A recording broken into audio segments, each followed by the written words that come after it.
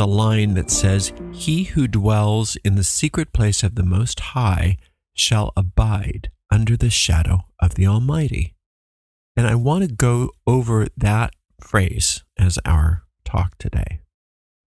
Many of those psalms seem to have come from an older source, but no one's sure what that source is because most ancient wisdom was oral tradition. And so it wasn't until those wonderful scribes wrote it all down that we were able to have a record of it. The Druid lore was never written down. Everything was oral tradition. It was those Christian monks that wrote down all those stories, all of that wisdom that would have been lost forever. And they wrote it down just because they were a scribing people. That was just their job, to make a record of things. And the same thing with the ancient Israelites. If it wasn't for those scribes, we wouldn't have the wisdom that we have. We're grateful to them. But at the same time, what happens is then the scribes and their culture tends to own the stories. In fact, we were just talking a little bit about that in a way on the Discord server in the Fairy Magic channel. Somebody was saying, well, what about the pre-Christian writings about the fairies? Well, it's hard to know because everything pre-Christian wasn't written down. So we have to deal with the fact that when it was preserved in writing, it was also, quote, owned by the people who wrote it. Now, when the Psalms were written down, it was owned by this new becoming religion. And remember that those ancient Hebrews didn't start out as monotheists, and they didn't start out as patriarchal. They were a tribal people, and it was over a long course of time that they turned into what they turned into, a male-dominated, monotheistic religious institution.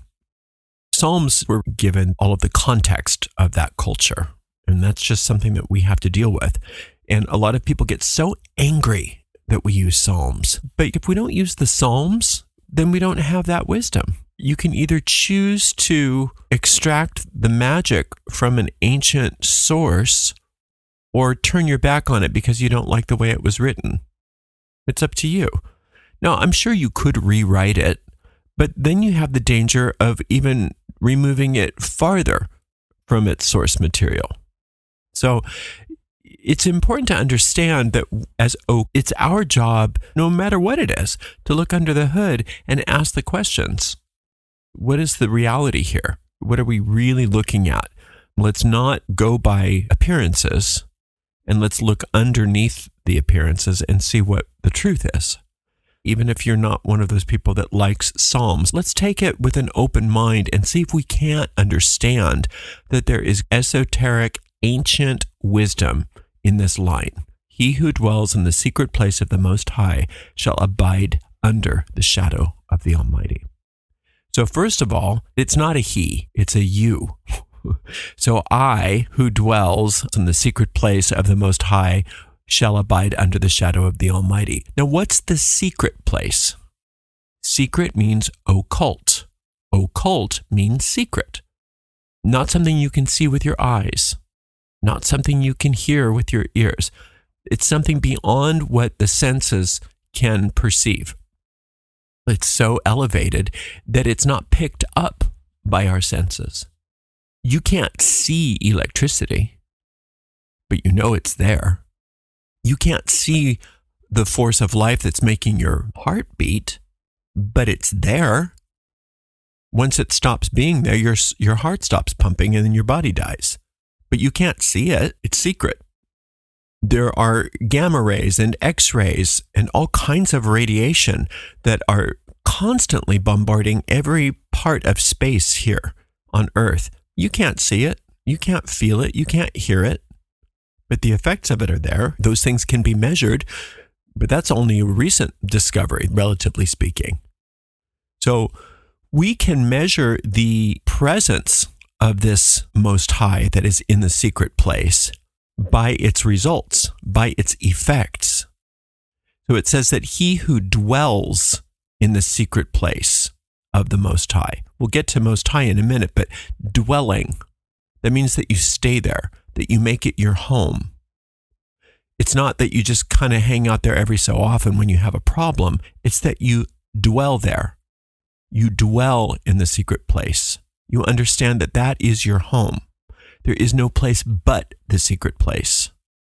It may look like you have a body. It may look like you have a circumstance. It may look like you live in a storyline. It may look like you have a car and a home and a family and all of that. But that's just scratching the surface of the reality. There's a secret place behind that, which is the source of all of that. We get into our sense world and we believe that the only thing real is what can be picked up by our senses. So that right there we know is incorrect, because that's saying that X-rays don't exist. They can't exist because I can't see them. Life doesn't really exist because I can't see it. Gravity doesn't exist because I can't see it, even though I can see the effects of it. You already do experience things and take for granted things that exist that you can't experience with your senses. You don't discount the idea that gravity is happening, that there's some force that's keeping you from flying up into the atmosphere and floating away. You don't deny that. You don't deny that there's some force that's keeping the solar system going and keeping the planets orbiting the sun and the moon orbiting our planet, but you can't see that force. So if it's true for gravity, it's true for a lot of stuff. He who dwells in the secret place of the Most High. Well, what's the Most High? The Most High is the creative force out of which you are extended.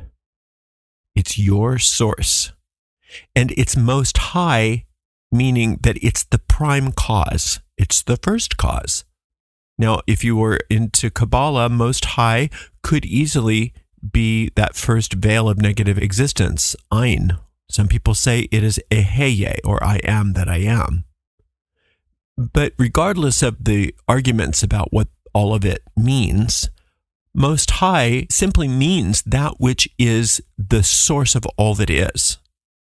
It's telling us that if we live in the secret place, that occult place that we can't experience with our senses, we live there and consciously understand that the Creator lives with us, it gives us a promise here. He who dwells in the secret place of the Most High shall abide under the shadow of the Almighty. It comes from a desert dwelling culture. Shadow and shade meant life in the desert, because when you live in a place like Seattle or Ireland or Scotland, where it rains all the time, when the sun comes out, it's like, yay! But if you live in the deserts, the sun doesn't seem like a friendly force. It can kill you if you don't get shade. So that's the context that this particular psalm is using. You're abiding under the shadow of the Almighty, meaning that you're being protected. You're being cared for. You're being loved. Things are working out for you. You're not abiding under the shadow of the Almighty in the secret place because somehow you're going to do something to make this force like you better and then transactionally give you something. That's not how that works. Your presence is a result of an act of love from this source. And therefore, as an act of love from the source, you are an extension of love. You are an extension of that life. And the reason why you're being cared for and being taken care of in this secret place is because that's the relationship that this creative force has with you. It's very personal. It's important to understand that God, if you will, is principle, but it's also personal. And the idea of having a personal relationship with the creative force out of which you are created bothers people because they say, oh, I have to reject that because it reminds me too much of all of those abusive ministers, abusive priests, whatever it was, that just used all of these ideas against me in the past or against people in the past. And therefore, the whole thing must be bogus. And that's exactly how our ego mind wants it. The ego mind wants it to be that way and will use any evidence to support that so that you shy away from dwelling in the secret place of the Most High because it knows it can't get in there. The ego can't go there. When you're in the secret place, that occult place with your Creator, there is no ego. Because if you think about the Most High, the Almighty, as being I am that I am. Moses asked this for us, what is your name? I am. Well, if you say the name of God and you use that name, you don't call the Most High you are, because that's not the name. The name is I am. Therefore, you understand that you and the Creator are one, because it's I am, not you are, not he is, not she is, not they are, not even we are. It's I am. The ego has a name too, and it's I'm not. I am not. Sometimes it can fool you by being I am that I am not, or I am not that I am. But it's always based on what you're not. The only understanding it has of anything is based on what it's not. I am me because I'm not everything else. I have a body because it's not everything else. I have a mind because it's not everything else. I have a personality because it's not everything else. That's not the secret place of the Most High. That can't work in the secret place of the Most High because you can't be separate from your Creator in the secret place of the Most High. In the secret place of the Most High, the name of God is I am. And if you want to call on the name of God, you have to call it as I am, not you are. And that's where people miss out. Religious people get all into it, and they're, good for them, bless their hearts. They're trying, but they don't understand. As soon as they start saying thou art, they're not saying the name of God. They're worshiping a false god at that point. Because unless it's I am, it's not the name of God. And the only way that it can be I am is if you're included. I am that, I am that, I am that, I am that, I am that. And that's the mystery of dwelling in the secret place of the Most High and abiding under the shadow of the Almighty, because I am is the Almighty. You call upon the name of God in that regard, in the secret place of the Most High. You can't do it without including yourself. There's no separation there, because that's not the name of God. And you can see how the ego stops existing, because the ego does not understand and it cannot abide in anything that is I am, because it is I am not. The ego is I am not.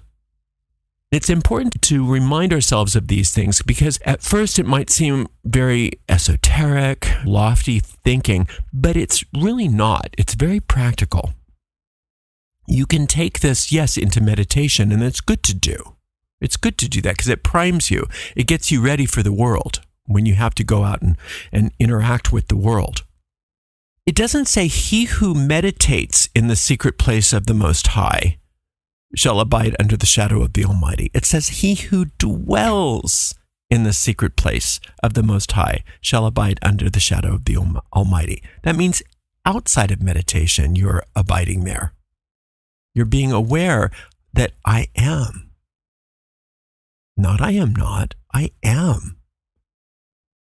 And that's your occult wisdom in each and every situation. That is the secret place. That's where your protection is. And that's not only your protection, but it's also your sustenance.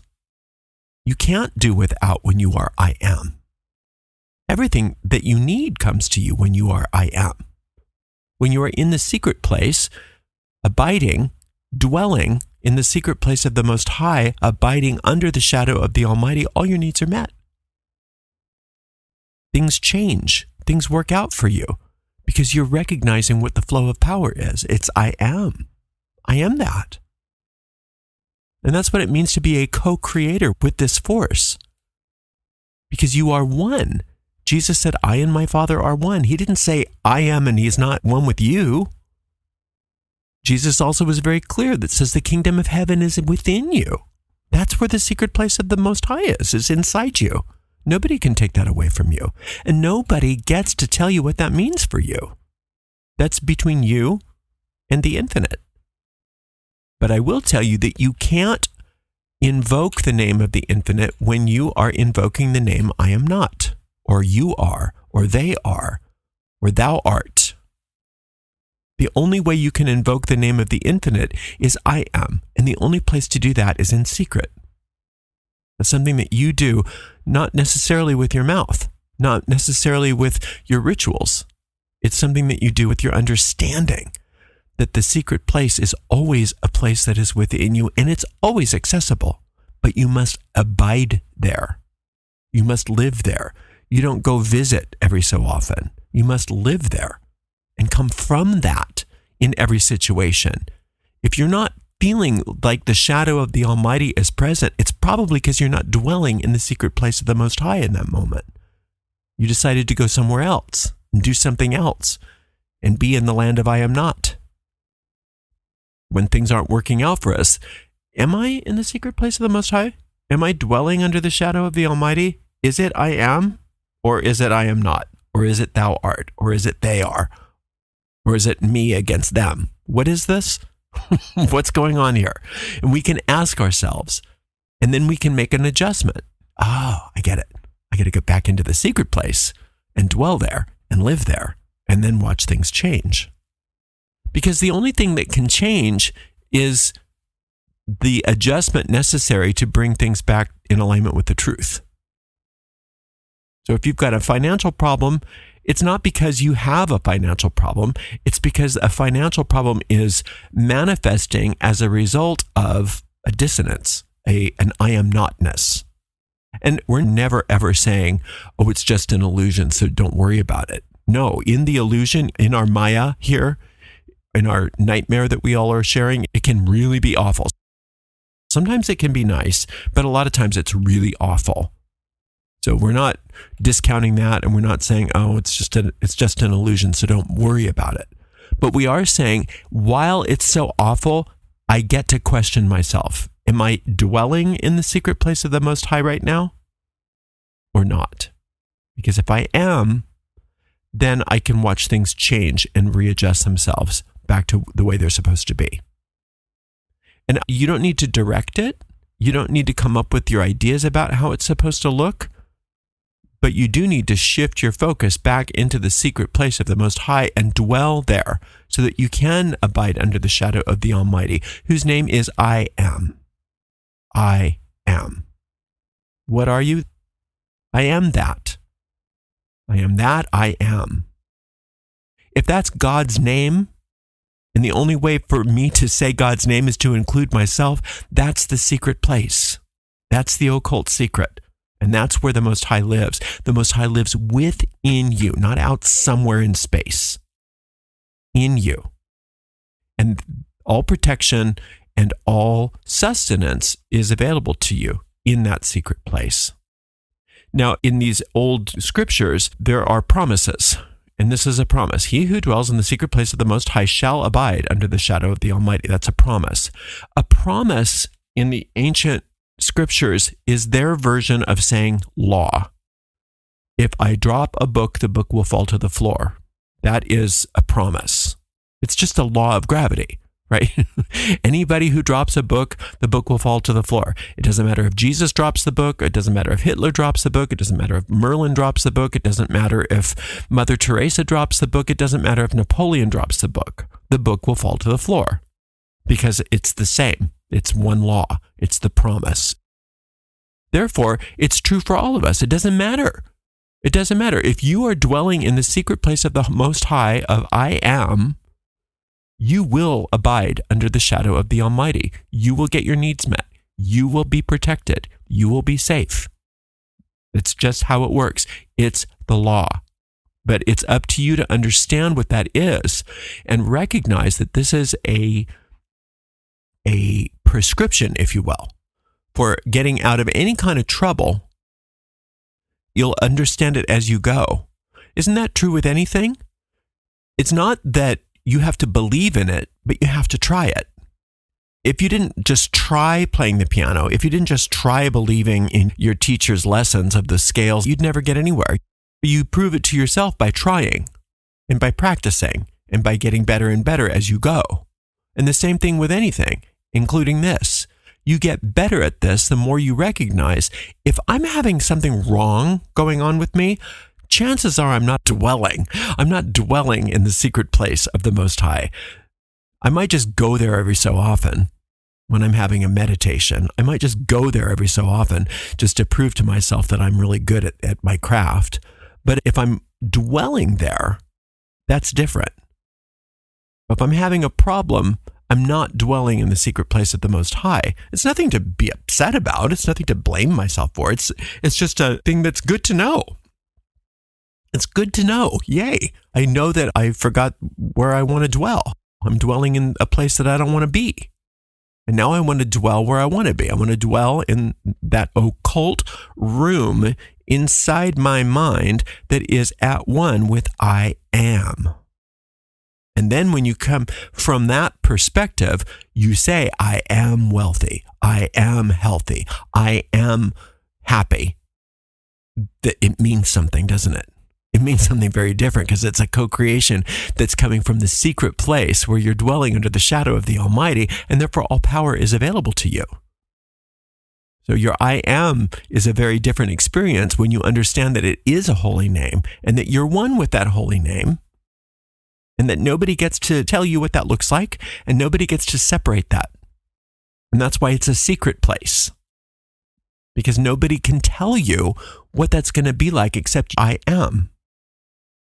And once you understand that, once you are one with that power, you don't need anybody to tell you, right? You'll figure it out as you go. It'll reveal itself to you, just like playing the piano. Eventually you understand the theory behind it, but you do that through use over time. And the same thing goes with this. As you get more comfortable with it, as you use this power more and more, then the understanding of it starts to happen as a result of that, just like anything else. But don't wait till you think you understand it before you use it, because then you'll never understand it. Just like in A Course in Miracles, it says, you think that once you understand someone, you'll love them. But I assure you, you'll never understand them until you love them. It's the exact same principle.